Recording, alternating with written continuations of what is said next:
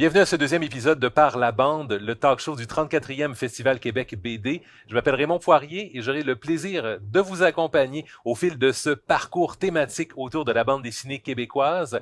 Un parcours thématique parce que à chaque émission, je vous rappelle le concept, on prend un album. Cet album nous inspire une thématique plus large qu'on explore en compagnie de l'auteur-autrice et en compagnie d'autres auteurs et autrices.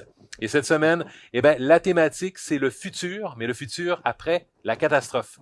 Un sujet qui a inspiré plusieurs albums qui ont été publiés dans les dernières années, dans les derniers mois, et qui nous amène dans une posture intéressante, dans une question de construction de monde, d'anticipation, d'imagination. Donc, de trouver la catastrophe, de voir de quelle manière elle va s'interpréter, de voir de quelle manière elle va également affecter l'environnement et l'humain qui vit à l'intérieur de cet environnement-là. Alors aujourd'hui, on aura le plaisir de jaser, entre autres avec Cab, entre autres avec Tristan Rouleau, mais l'invité principal de l'émission, c'est l'auteur de Créature, donc premier tome, La ville qui ne dort jamais, qui est arrivé récemment chez Dupuis. JF, bonjour. Bonjour Raymond. Alors, JF, peut-être positionnons-nous, on parle du futur après la catastrophe. Dans ton cas, la catastrophe, elle est surnaturelle et elle a lieu en plein cœur de New York. Oui, exactement. En fait, on ne l'explique pas en détail, cette catastrophe dans l'album, mais on montre justement une ville qui a été ravagée par quelque chose, une sorte de tempête qui plane au-dessus de la cité. Et puis, on voit aussi énormément je peux dire, des adultes qui ont perdu la boule, qui sont comme possédés ou qui ont un état un peu zombifié, mais surtout possédés en fait par quelque chose. Et il y a naturellement des créatures qui rôdent dans la ville. Et c'est une idée que tu as développée avec ton complice, donc Stéphane BD au scénario. Tu es au dessin, évidemment, sur cet album-là. L'idée, peut-être, de plonger dans l'univers de créatures, c'est venu un peu naturellement au fil des conversations? C'est une idée de l'un, une idée de l'autre? En fait, à la base, c'est une idée de Stéphane. C'est Stéphane qui a apporté le sujet sur la table parce que, en fait, on aime bien un auteur en particulier d'horreur, un auteur littéraire. Commun. Et puis, on se disait, ça serait bien justement d'explorer quelque chose dans cet esprit-là, mais d'en faire quelque chose de complètement nouveau, là, donc pas de faire d'adaptation de roman ou quoi que ce soit. Et puis en même temps, je ne peux pas nommer cet auteur parce que ça révélerait un punch sur la bande dessinée. Mais on a planché là-dessus. Et puis, c'était justement pendant que j'étais en Europe, j'allais à un festival Quai des Bulles, à Saint-Malo, avec lui, avec Stéphane. Et puis, c'est justement durant notre séjour on en a discuté, on en a parlé. On a mis ça sur la table. Puis, on a mis les bases, finalement, de la série. Et c'est une série qui, pour toi, s'éloigne quand même des registres dans lesquels on a eu l'occasion de te voir. Je veux dire, tu as donné beaucoup dans l'historique, Broadway, Liaison dangereuse, entre autres. Tu as donné dans un peu la science-fiction, White Crows, Le crépuscule des dieux, côté un peu mythologique. Dans ce cas-ci, tu arrives dans un récit un peu d'anticipation, un peu tendance horrifique. Est-ce qu'il y a un exercice de réinvention du trait, de réinvention de l'approche de travail quand on change de registre comme ça? Oui, mais en même temps, moi, j'étais très, très proche du franco-belge, de toute l'école Spirou, l'école Dupuis. Et le principe d'avoir justement proposé notre projet à Dupuis, pour moi, c'était un peu de revenir à mes amours d'enfance, là, donc de revenir à quelque chose qui était plus proche de moi, je dirais, par rapport à quand j'ai fait, par exemple, Le crépuscule des dieux, il a fallu que j'adapte à ce moment-là mon trait, mon dessin pour être un peu plus adulte que ce que je faisais d'habitude. Donc là, je reviens un petit peu plus finalement comment je dessinais avant Le crépuscule des dieux. Donc avec une espèce de dessin rond, un dessin un peu plus grand public, vraiment dans le franco-belge, dans l'esprit franco-belge. Est-ce que le naturel revient facilement ou au contraire, il a fallu Non, travailler les réflexes qu'on s'était imposés dans le fond au fil des années? c'est vrai que c'était pas évident parce qu'il y a eu plusieurs moutures de design au niveau des personnages. Euh, il a fallu que je trouve le bon ADN graphique de la série. Et puis, heureusement, on a eu quand même presque un an et demi de développement, de travail sur l'aspect visuel de l'album, du premier tome, et donc de la série. Ce qui fait que ça m'a permis de creuser, puis de faire plusieurs essais, puis de montrer des choses à Stéphane, de voir qu'est-ce qui marchait pas, puis même aussi de le présenter à l'éditeur, puis d'avoir du feedback de l'éditeur sur justement cet aspect graphique-là de tout l'univers qu'on allait mettre en place avec Créature. Et j'imagine que ça vient d'autant important dans le contexte où, pour Créature, tu te retrouves aussi dans le journal Spirou. Mm-hmm. Et donc, subitement, quand on commence le travail, quand on plonge, l'album est en prépublication. Donc, ça apporte, j'imagine, un rythme de travail qui n'est pas le même que sur d'autres albums qui ne sont pas dans le contexte du journal. Ouais, sauf que là, dans ce cas-ci, le premier tome était déjà bien avancé. En fait, il était terminé quand il a commencé à être prépublié.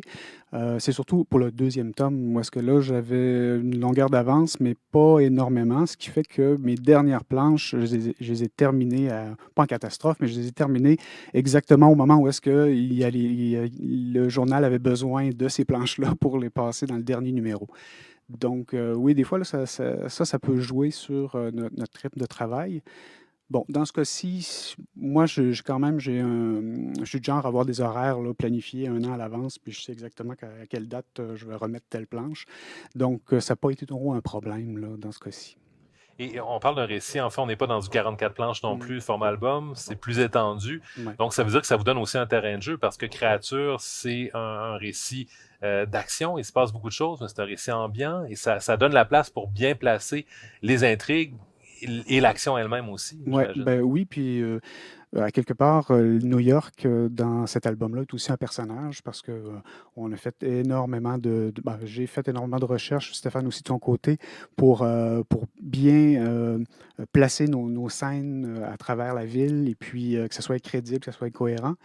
Donc, il a fallu justement faire beaucoup de recherches, un peu comme du repérage de cinéma, donc aller placer nos séquences aux bons endroits. Euh, Puis, c'était quoi la question? Et côté espace, en fait, justement, tu sais, je t'amenais un peu là-dessus parce Oui, que, ah, exemple, excusez, l'album oui. commence avec 4 planches muettes, on Oui, place vraiment. J'ai l'impression que tu t'es donné le temps de bien placer l'action exactement. C'est vrai aussi. que les 70 pages nous permettaient de faire des grandes scènes où est-ce qu'on pouvait avoir des panoramas sur la ville, des scènes muettes, ce que je fais d'habitude de très peu en bande dessinée. Dans ce cas-ci, on pouvait avoir 3 ou 4 pages, 5 pages juste pour mettre en place une atmosphère, une ambiance, puis de m'éclater un peu plus graphiquement à ce moment-là. Et là, on vient de placer quelques bases que j'ai envie qu'on explore, en fait, avec d'autres invités au fil de l'émission. Mais peut-être avant de se lancer vers les discussions qu'on vous propose au fil de Par la bande, on vous invite aussi à découvrir des albums. Et on va le faire cette fois avec Jérôme Vermette de la librairie La Liberté, qui nous propose quelques albums sur le futur, après l'apocalypse, après la catastrophe.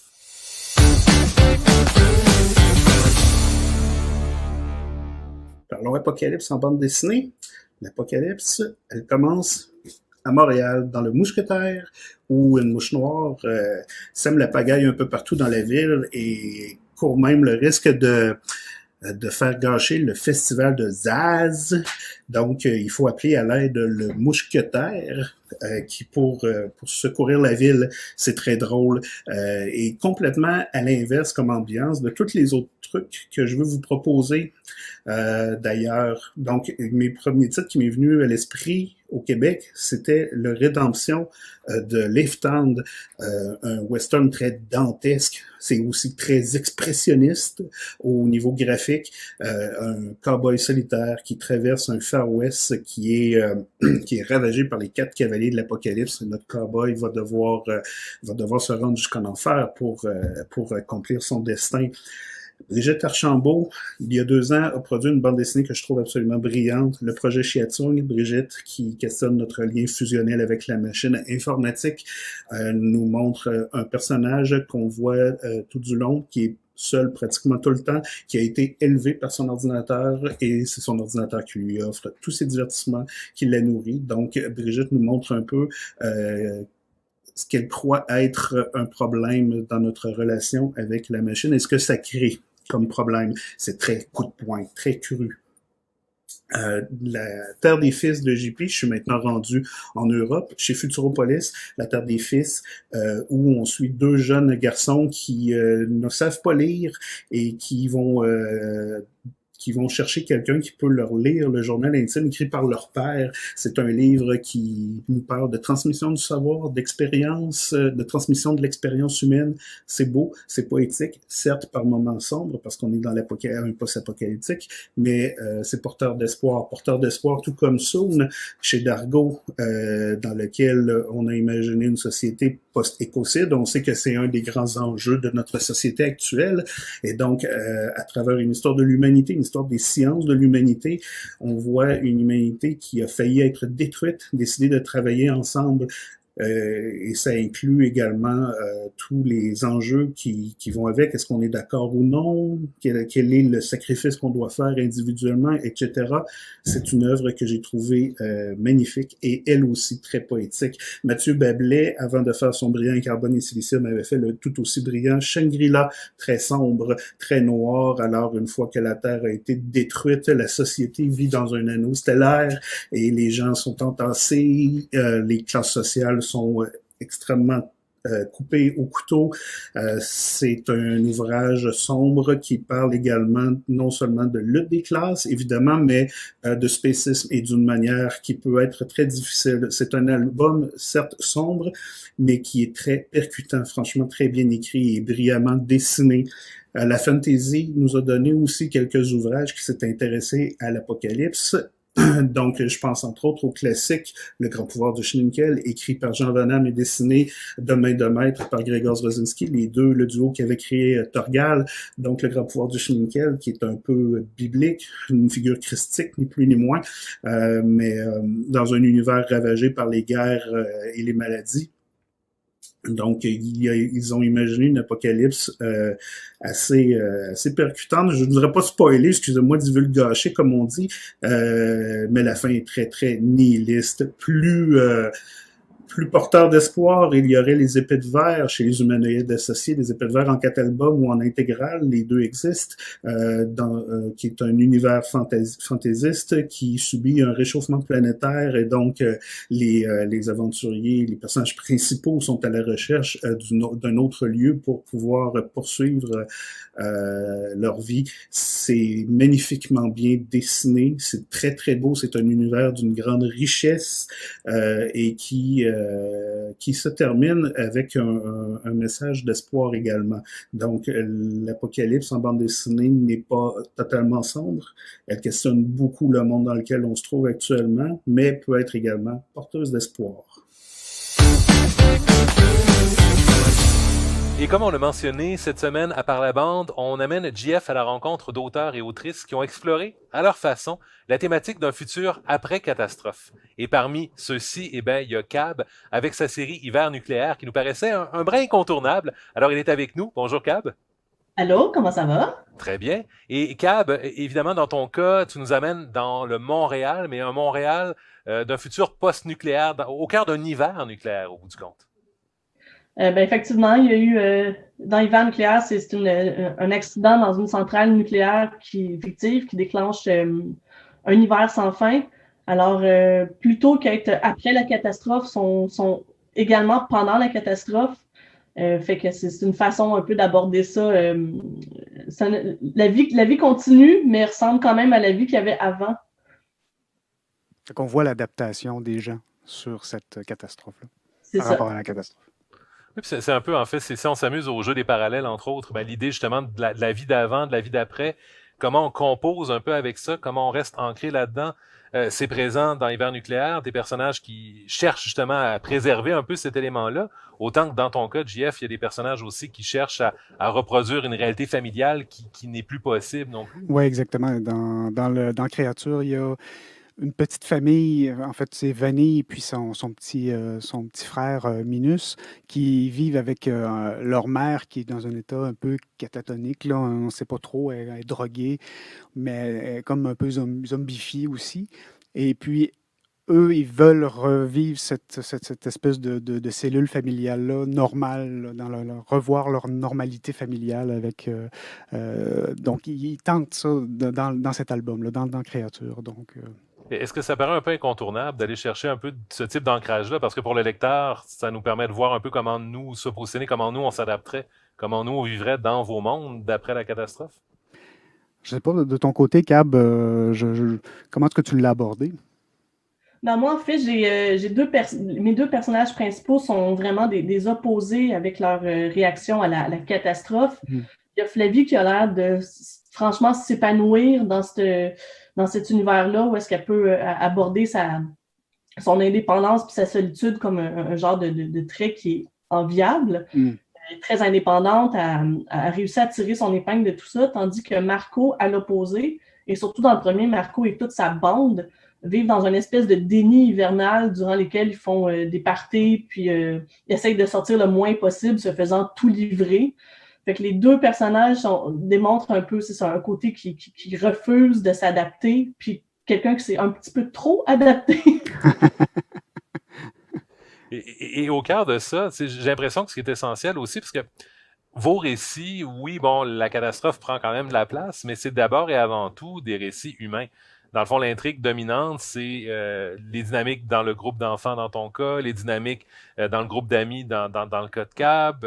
On joue un peu avec ça et c'est, dans le fond, la catastrophe devient un peu le décor et l'enjeu, mais le cœur du récit, c'est l'aspect humain. Oui, oui, malgré que, par exemple, dans Créature, on a un aspect fantastique aussi qui teinte énormément le sujet puis le récit parce que, bon, on parle aussi de monstres, on parle aussi de gens qui ont été possédés par quelque chose. Donc, ça fait disons, on va plus loin un peu dans l'approche, là. OK, comment est-ce qu'on peut vivre normalement dans un monde comme ça? C'est un petit peu tiré par les Est-ce cheveux. qu'on peut vivre Est-ce qu'on normalement? peut vivre dans... Exactement. Donc, c'est plus une histoire de survie, là, de survivalisme, là, si on veut. Puis dans le fond, les rapports humains sont sous l'angle du survivalisme Ouais, beaucoup, oui. d'abord, Beaucoup. tandis que dans le cas de Cab, on est un peu à cheval entre les deux, j'ai l'impression, dans ton cas. Ils sont encore capables de manger, de se faire vivre, livrer. de se faire livrer de la pizza. Ouais, c'est comme l'économie tourne encore pas à plein régime, mais de façon quand même relativement normale. Parce un des thèmes du verre nucléaire, c'est la résilience des Montréalais, surtout face à un hiver qu'on déteste profondément. Ouais. On essaie de vivre un peu nous autres aussi dans un genre de déni hivernal pas très sain. Et qu'est-ce qui attire dans la catastrophe, peut-être aussi, dans le fond, déjà d'entrée de jeu, dans le fond, est-ce que quand on aborde, quand on se dit on va explorer une thématique comme ça, j'imagine, dans un premier temps, il faut choisir notre catastrophe, voir un peu comment elle va impacter, mais j'imagine qu'il y a un plaisir après ça à essayer de trouver justement le bon événement, le bon enjeu qui va servir de démarrage, dans le fond, à la balance du scénario, de l'histoire. Oui, ben dans ce cas-ci, moi, c'est plus Stéphane qui a fait toute cette démarche-là. Lui, il était très, très à fond dans toutes les théories là, comment, d'effondrement de société, d'effondrement civilisationnel, là, puis voir comment est-ce que les gens pourraient s'adapter à refaire de l'agriculture urbaine. Puis, donc, moi, je l'ai laissé aller dans ça. C'était pas mon truc. Moi, j'avais envie de le représenter graphiquement, mais j'ai laissé tout cet aspect-là à Stéphane, là. Tout ce qui était comment est-ce que les gens allaient vivre dans une espèce d'univers post-apocalyptique. Mm.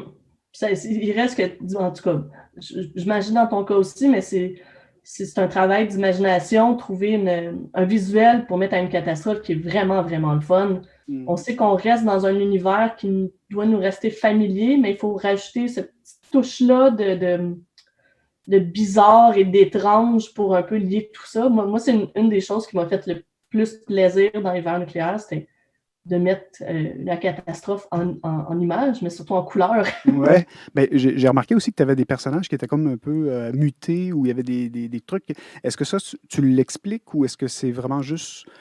Bon, les gens, ils commencent à changer un peu physiquement? Ou... Je mentionne que la neige est radioactive, puis je pense que le lecteur est capable de faire le lien. Okay. De faire le lien ensuite. Là. Puis il y a un plaisir, en fait, parce qu'on vous parler d'environnement tantôt. Tu sais, Jeff, tu l'as mis à New York. Oui. Manhattan, c'est une référence que tout le monde connaît, tout le monde l'a vu. Dans ton cas, Cab, tu l'as mentionné, c'est Montréal. Et encore là, au Québec, je pense que c'est une ville qu'on a vue, soit on l'a visité, soit on y habite, soit on l'a vu à la télé. On ramène, dans le fond, la catastrophe dans un contexte presque, entre guillemets, quotidien, mais où il faut se poser des questions par rapport à l'architecture, par rapport aux rues, par rapport aux édifices. Cab parlait de recherche visuelle tantôt, mais j'imagine qu'il y a un travail d'imagination pour voir ces lieux-là post-catastrophe, à quoi ça va ressembler?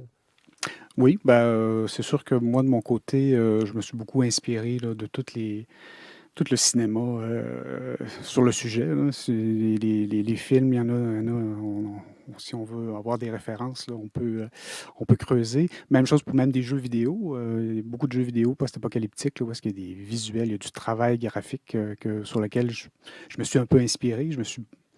En fait, j'ai pioché à gauche et à droite là, un peu mes inspirations dans ces éléments-là. Puis après, ben, c'est de prendre des environnements connus ou non connus, mais d'aller voir sur place. Moi, avec Google Earth, j'allais faire du repérage, puis je prenais des environnements ou des points de vue en me disant, tiens, ça pourrait être intéressant si bon, ce building-là serait tout brisé, puis on pourrait avoir un point de vue de telle façon. Donc, c'est du travail de recherche qui est bien le fun à faire, là, dans le fond. Toi, de ton côté, Cab, est-ce que tu faisais beaucoup de recherches au niveau des... Ben, j'ai vu, par exemple, dans le 3e tome, on passe du côté de la rue Ontario, au Hochelaga Maisonneuve. Donc, t'as vraiment repris des places qui existaient ou tu as fait un espèce d'assemblage? Quand c'est nécessaire, je prenais les places qui existaient. Il y a beaucoup de remplissage de rues un peu génériques de Montréal, là, parce qu'il n'y a pas besoin de se promener dans Street View pour tous les plans non plus. Oui. J'ai essayé de mettre des endroits reconnaissables le plus possible. Je pense que les lecteurs aiment ça. C'est plaisant aussi de les modifier, comme tu disais, là, c'est comment les lieux sont affectés par nos catastrophes respectives. Ben, moi, je me dis d'un côté que le lecteur aussi peut des fois reconnaître des lieux en disant « Hey, ça c'est telle place, tel endroit où j'ai déjà été là. » Puis là, il voit comment on l'a traité de façon catastrophique. Puis ça peut être vraiment un bonbon pour le lecteur. Mais moi, dans mon cas, quand j'ai commencé, je n'étais pas supposée de faire un 2 puis un 3 au début, Okay. Mais les idées me sont venues quand j'ai commencé à me poser la question. En fait, la question, c'était pas qu'est-ce qui va se passer, mais où est-ce que ça va se passer? Ouais. C'est comme ça que l'idée est venue avec de le faire sur la montagne, sur le 2e, puis d'aller à la centrale, qui est une invention totale. Il n'y a pas de centrale nucléaire à Montréal. Mais dans ce cas-là, ça a été les grandes forces, les motivations pour l'histoire, en fait. Et tout ça dans le contexte, c'est peut-être, avant de te laisser, Cab, dans le contexte de palettes qui sont quand même un peu similaires. Tu sais, on dirait que l'apocalypse ou le futur post-catastrophe ou nucléaire, en fait, vous appelez vers le vert, l'un et l'autre. Je ne sais pas pourquoi, mais ça reste la couleur dominante de vos deux albums. Là. Ben, moi, c'est une influence de Ghostbusters, là, c'est ça. Il fallait une couleur bizarre, quelque chose qui est étrange, donc qui venait d'un autre monde. Le vert, pour moi, c'était... Je pense qu'on vient des mêmes influences. Ouais. On a grandi avec des barils de verre fluo. Je pense que ça a laissé un impact assez fort. Là. Moi, je vais me rappeler des barils jaunes d'un Simpson avec du jus vert. Oui, exactement, phosphorescent. Pour la centrale, c'est sûr que ça a été une influence. Puis c'est ça qui a aussi fait les ciels dans les vents nucléaires qui sont de couleurs complètement impossibles. Fait que ça a été une grosse influence, moi aussi, la slime et tout ce qui en découle. Oui, puis le côté, dans le fond, hors du temps, hors du monde, parce que dans le fond, il y a quelque chose d'hors du monde qui est en train d'arriver, puis le vert, c'est pas une référence naturelle, j'imagine, qu'on a au niveau des ciels. Pas dans le ciel, en tout cas. C'est ça, c'est... Dans les arbres, OK, mais oui, dans le ciel... Le ciel, c'est pas normal. Alors, évidemment, on découvre Hiver nucléaire, donc le 3e tome qui a été publié il y a déjà quelques années. Merci beaucoup, Cab. Merci beaucoup de l'invitation. Et Jeff, tiens, de ton côté, je t'inviterais peut-être à diriger vers la table pour un dessin en direct. Un dessin en direct qui serait accompagné d'une pièce de bleu kérosène, le fracas, tiré de leur album L'artifice de l'aube. J'aurais dû prendre mon petit papier directement. Donc voilà, L'artifice de l'aube, c'est dit. Alors, je t'invite à diriger vers la table.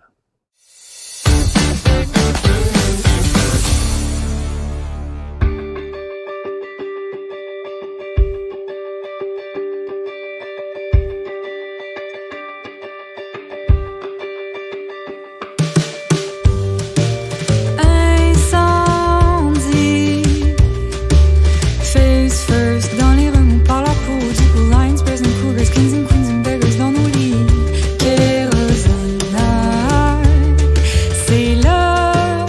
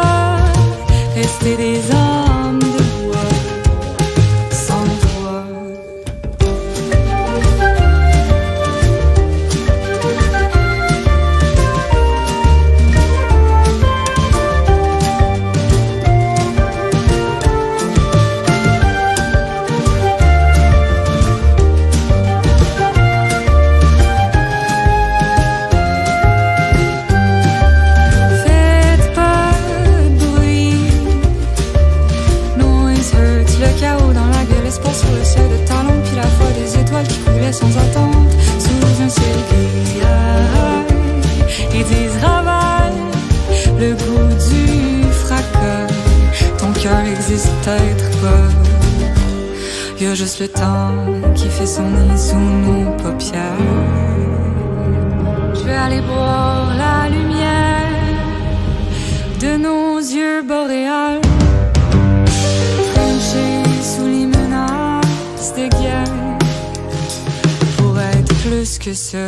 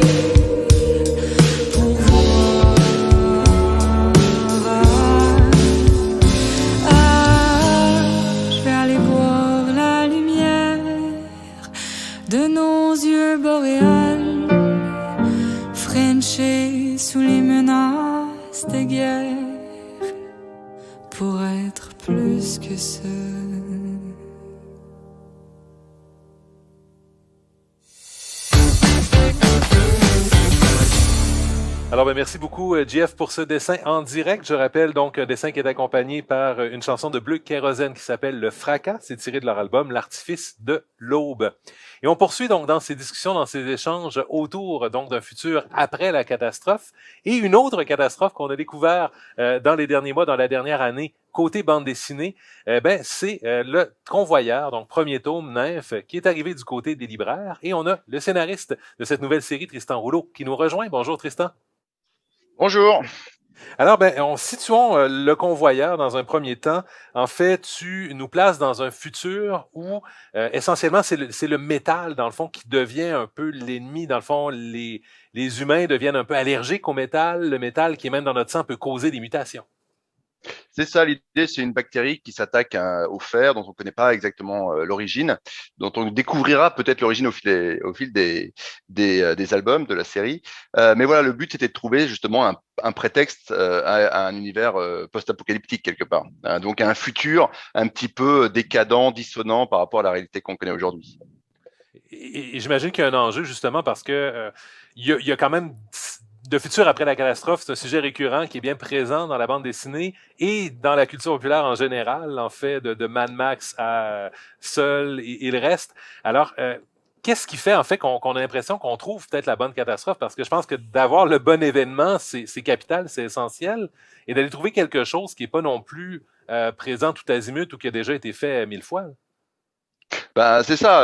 Je pense que Jay va pouvoir aussi participer à ça parce que le but, c'est ça, c'est d'avoir quelque chose d'original, d'amener quelque chose un petit peu de nouveau dans cet univers-là. Et puis, que les règles, justement, qui ont été quand même très, très, très bien définies par Mad Max, par exemple, on puisse les amener ailleurs, quoi. Oui, parce qu'il y a vraiment des codes hyper connus, archi connus dans le monde des récits post-apocalyptiques. Donc, il faut être capable aussi d'amener une vision un peu différente ou même des fois, c'est juste dans des détails qui fait que Moi, avec Créature, le fait d'avoir des environnements les plus réalistes possibles, même si c'est une bande dessinée tout public, on s'entend, là, c'est beaucoup de jeunes qui vont lire Créature. Donc, j'ai quand même pris le soin de représenter la ville de New York le plus fidèlement possible, bon, en détruisant une coupe de parties à gauche et à droite, mais d'avoir des lieux qui étaient les plus réels, les plus réalistes possibles. De l'ancrer un peu avec une réalité ou dans d'autres cas, de l'éloigner peut-être aussi de cette Amérique-là, dans le cas du convoyeur. C'est Se ça. passe pas.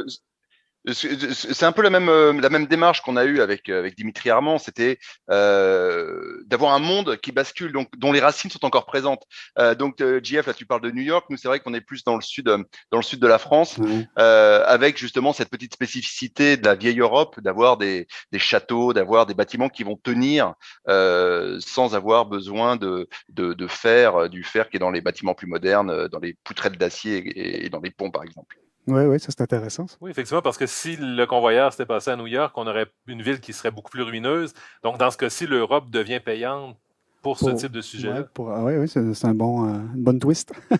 Ouais, c'était ça. C'était intéressant d'avoir justement ce côté, d'avoir des gens qui sont avec des Nike au pied et puis et en même temps qui ont plus de métal, qui ont plus de fusils, qui ont plus d'armes, on va dire modernes. Donc, Ouais. un petit décalage comme ça. Il reste les tissus par contre. Et une fois qu'on a trouvé l'idée de départ, dans le fond, après ça, j'imagine qu'on est beaucoup dans la construction de monde. On a essayé de trouver une idée originale, une idée qui se fait pas nécessairement régulièrement. Mhm. Dans le cas de GF, tu choisis de l'ancrer avec des mythologies existantes, mais encore là, il faut les tisser, ces liens-là, entre le monde qu'on va bâtir, les mythologies qu'on va chercher. Dans le Ouais. cas de Tristan, ben, au contraire, là, on construit de A à Z quelque chose qui est avec une nouvelle mythologie. Donc, parlez-moi peut-être un peu de vos approches de travail, de comment vous avez abordé avec vos scénaristes ou vos dessinateurs votre construction de monde. Moi, dans mon cas, c'est sûr que, comme je disais, je ne veux pas révéler c'est quoi la source de notre inspiration dans Créature. Vous avez juste à lire le bouquin, vous allez comprendre à la fin, à la toute fin. Mais grosso modo, c'est sûr qu'il y avait beaucoup de visuels qui existaient déjà basés sur cette mythologie. J'ai essayé de m'éloigner le plus possible, malgré en gardant juste des éléments qui pourraient rappeler un peu qui avait déjà été décrit ou écrit sur le sujet. Et donc, c'est de bâtir, puis finalement, c'est de s'inspirer, puis de faire quelque chose qui nous fait triper personnellement. Donc, moi, graphiquement, je le voyais bien au niveau du design de la créature principale qu'on voit sur la couverture, avec ces espèces de grandes tentacules, son œil central lumineux. C'était quelque chose qui était assez, je pourrais dire, c'était les premières images que j'ai eues en tête quand j'ai eu à designer la bête en question. Et pour le reste, c'est vraiment de la recherche, puis c'est vraiment, il n'y a pas de recette sur comment réaliser, construire des bons monstres ou des mauvais monstres. Est-ce que c'est la même chose du côté de Tristan? Il n'y a pas de recette non plus? Alors, non, un peu comme tu dis, JF, c'est-à-dire, il y a des envies et donc d'avoir, il y a un des éléments du convoyeur qui a ramené un petit peu une touche de fun parce que forcément le post-apocalyptique peut avoir quelque chose d'un peu sombre, d'un peu crépusculaire et donc c'était d'avoir ce côté les mutations qui sont dues au fer dans nos cellules qui se fait bouffer par la bactérie et donc qui nous oblige un peu à muter et donc d'avoir des humains qui développent soit des mutations vraiment horribles, mais qui peuvent aussi être des mutations amusantes ou des mutations qui donnent des nouveaux pouvoirs. Donc là, voilà, comme ça, avec Dimitri, on ouvre une petite porte dans notre univers qui n'est pas juste au niveau des décors, mais au niveau même des personnages. Mais le but, c'est ça, c'est une fois que comment dire, l'argument de départ est posé. Après, c'est laisser l'imagination prendre le dessus et puis tout en restant fidèle un peu à la logique de son univers, Ouais. de l'explorer, de le débroussailler en fait, au fur et à mesure que les personnages vont évoluer là-dedans, quoi. Ben, on voit que vous vous êtes éclaté là, au niveau du visuel, justement, des gens qui ont muté. Est-ce que c'est Dimitri qui est allé à 100% selon son inspiration ou c'est toi qui l'as dirigé par rapport au Alors, ça visuel? dépend. Il y a, je dirais, pour tout ce qui est personnage d'arrière-plan, là, c'est vraiment Dimitri qui va meubler ses cases en Ouais. créant un petit peu toute cette faune. Par contre, pour tout ce qui est utile au scénario, Là, je file des indications assez précises, justement, parce que j'en ai besoin. Si j'ai besoin d'une mutation particulière qui va avoir un rôle après pour l'évolution de l'histoire, bon, bah, c'est sûr que je vais préciser tout ça. Voilà. Le but, c'est tout ce qui sert l'histoire. Je vais le définir au millimètre. Et par contre, après, tout ce qui va ramener de la vie, de l'univers, ça va plutôt être le boulot de Dimitri.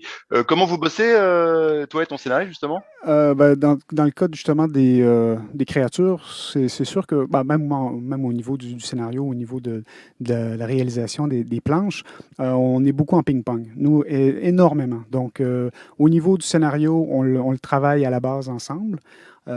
Stéphane ensuite m'envoie tout ce qui est du découpage. On retravaille le découpage ensemble. Puis même chose pour au niveau des pages. Les pages que moi je réalise, même si je fais des fois des changements, où j'apporte des modifications à l'action ou à la mise en scène, moi je le présente comme une proposition que je fais à Stéphane, qui lui ensuite peut me dire si ça passe ou si ça passe pas, parce que si ça sert mieux le récit, ben on l'utilise. Donc c'est vraiment, il y a vraiment une espèce de chimie là, entre scénariste et dessinateur dans notre cas. Ok, bah, on fonctionne un petit peu pareil.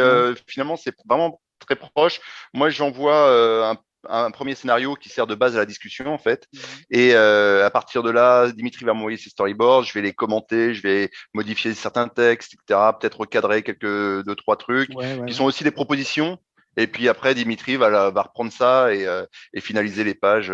Donc effectivement, comme tu dis, il y a cet sport de ping-pong. Et je pense que ce qui se ressent au niveau des livres, en fait, parce qu'on sent une vraie homogénéité. Une vraie cohésion là, finalement entre le récit puis le dessin. Parce que, puis souvent, moi, ce que je dis souvent avec Stéphane, c'est que Stéphane, c'est mon premier lecteur, c'est celui qui a le recul que j'ai pas sur mes planches. Donc, c'est lui qui va me dire, oh là, excuse-moi, mais je comprends pas cette case-là à cause de le personnage est peut-être le plan est trop serré sur le personnage. On devrait juste reculer un peu la caméra pour pouvoir mieux saisir l'action. Donc, lui est vraiment l'œil critique de mon dessin. Donc, je prends en considération son point de vue. Ok, bah non, c'est vraiment la même chose. C'est marrant parce que donc moi côté scénariste c'est un peu ça. C'est Dimitri là, le premier lecteur, et c'est marrant parce qu'on a des façons de voir le monde qui sont pas complètement identiques non plus, et pas exactement non plus les mêmes cultures, et il est un peu plus jeune que moi aussi, donc pas forcément les mêmes références, et le récit s'enrichit un petit peu des retours. Il y a des choses qui pour moi sont naturelles parce que il y a des choses qui font partie de ma culture populaire, on va dire, que lui a peut-être jamais vu, donc c'est quoi ce truc là, ça vient d'où, et tu quoi, t'as pas vu ça? Bah non. C'est quoi tes trucs de vieux là? Donc, est-ce qu'il y a des éléments, par exemple, dans les décors ou dans les personnages secondaires que Dimitri a intégrés qui, toi, t'ont fait flasher sur hey, ça pourrait amener tel élément dans le scénario ou tel élément de plus dans l'histoire? Alors ça, je dirais, c'est quelque chose que j'adore. J'adore quand justement un personnage d'arrière-plan est tellement bien trouvé que tu as envie de donner plus de place dans le récit. Je dirais que la façon de travailler avec Dimitri, c'est-à-dire qu'on va baliser un petit peu tout le scénario, tout le découpage au début.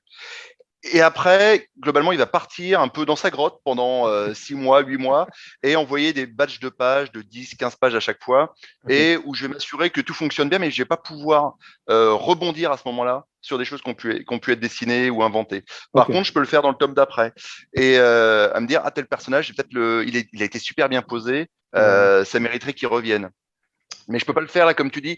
Le ping-pong, il marche vraiment au tout début de la création de l'album. Une fois qu'on a mis les bonnes bases, les fondations, après lui il part dans son dessin et là vraiment en solo. Ça, la latitude devient entre les tombes, à la limite, où il y a un élément qui ressort, qui devient intéressant. Ben, OK, on pourrait l'exploiter un peu plus.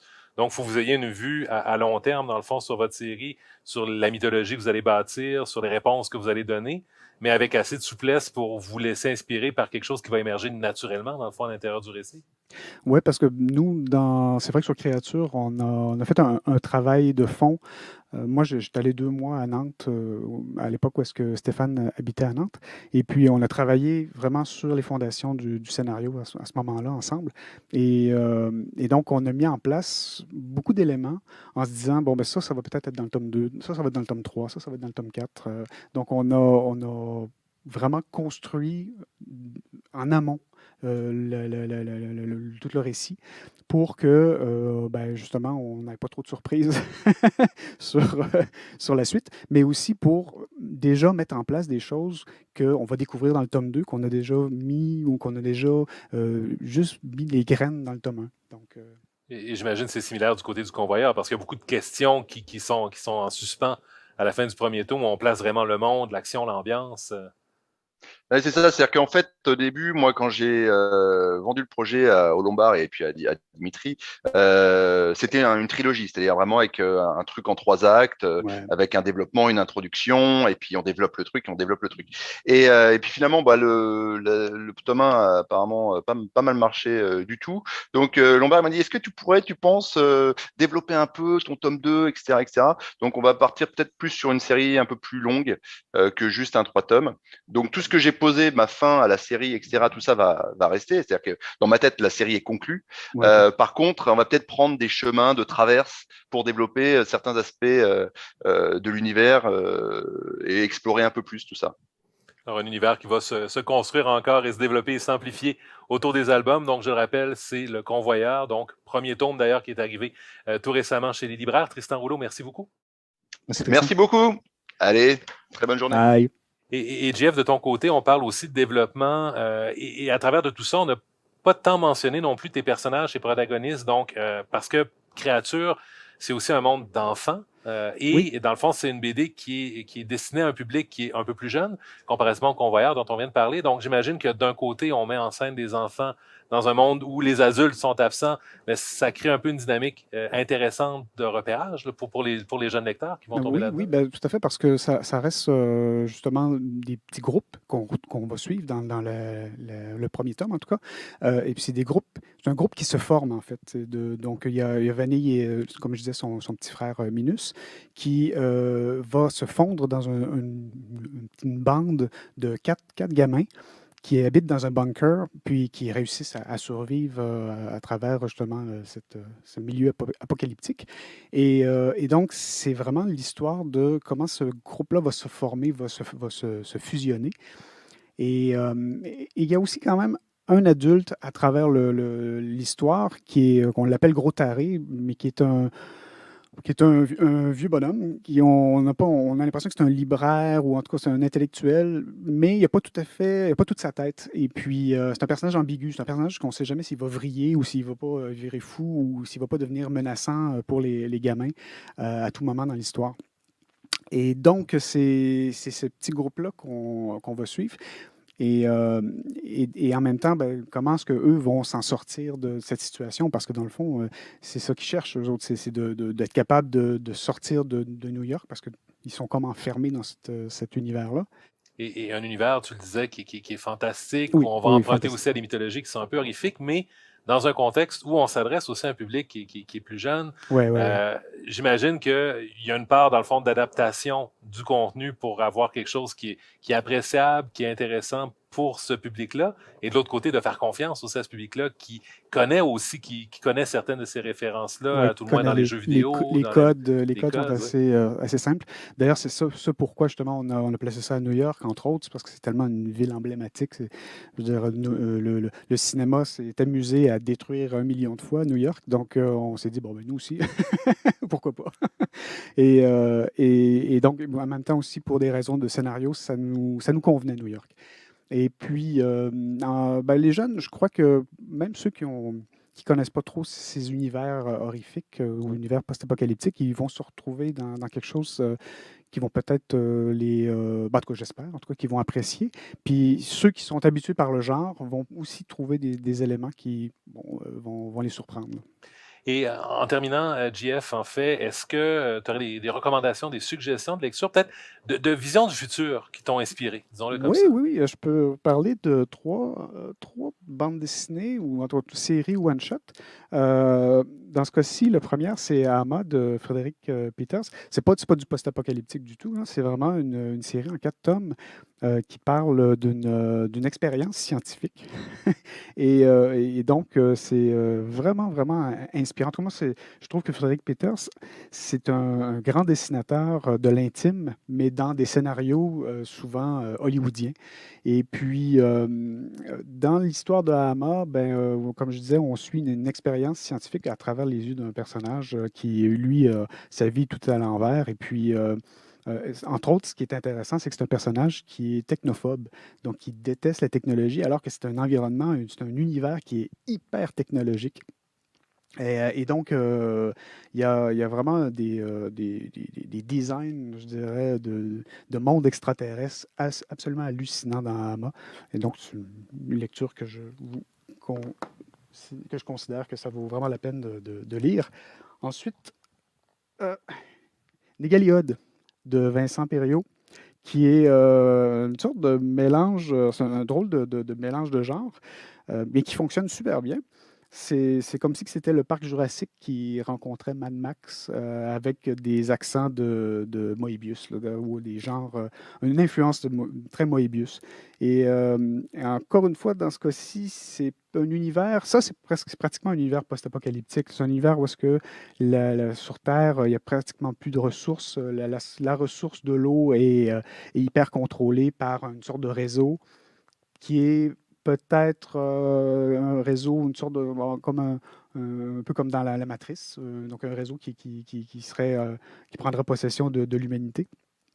Et c'est vraiment un mélange de genres assez intéressant. Les scènes d'action sont absolument hallucinantes. Je vous dis tout de suite, là, c'est du grand spectacle. Et c'est une histoire à un seul tome, donc il n'y a pas de suite à avoir. Et puis, comme troisième suggestion, c'est le Château des Étoiles, parce que moi, je suis un grand amateur de conquête spatiale. Et avec le Château des Étoiles, c'est finalement la conquête spatiale au 19e siècle. Donc, dans un esprit très Jules Vernesque, avec encore une fois une bande de gamins qui participent à l'aventure. Mais donc, sur 5 tomes jusqu'à présent, je crois qu'il va y en avoir un 6e prochainement. On suit finalement l'exploration spatiale, mais selon les connaissances scientifiques du 19e siècle. Donc, à l'époque, on pensait qu'entre les astres, il y avait une substance qui s'appelait l'éther, et puis que c'était cette substance-là qui permettait aux astres de tenir en place, puis de bien se mouvoir dans l'espace. Et donc, dans la série Château des Étoiles, c'est qu'ils découvrent comment utiliser, comment manipuler cette essence-là d'éther pour pouvoir voyager dans l'espace. Et c'est vraiment rigolo. C'est vraiment une vision très rétro-futuriste, là, très science-fiction rétro. Alors, Jeff, merci beaucoup pour ces suggestions. Ça fait plaisir. À découvrir à côté de Créatures, si ce n'est déjà fait. Ça marche. Alors, merci à vous tous et toutes et à l'équipe de la Maison de la littérature de nous avoir accueillis pour donc ce 2e épisode de Par la bande, donc le talk show du 34e Festival Québec BD. Et je vous invite à nous rejoindre la semaine prochaine. On va parler de western. Alors, bonne semaine à tous et à toutes.